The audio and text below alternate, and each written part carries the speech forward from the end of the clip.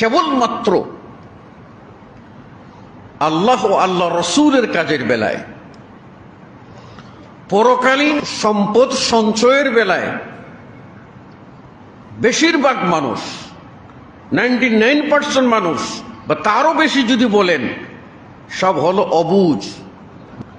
আর দুনিয়ার কোনো স্বার্থ যদি আসে, এটা কিন্তু 16 আনা বুঝে।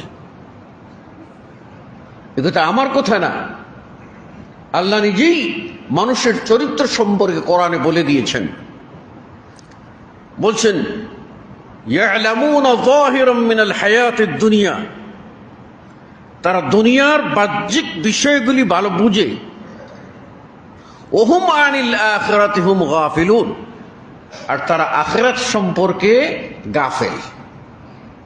বুঝে না এমন মানুষ না, সবই বুঝে, কিন্তু মানুষ হেদায়েত গ্রহণ করতে রাজি না, মানুষ সঠিক পথ নিতে রাজি না।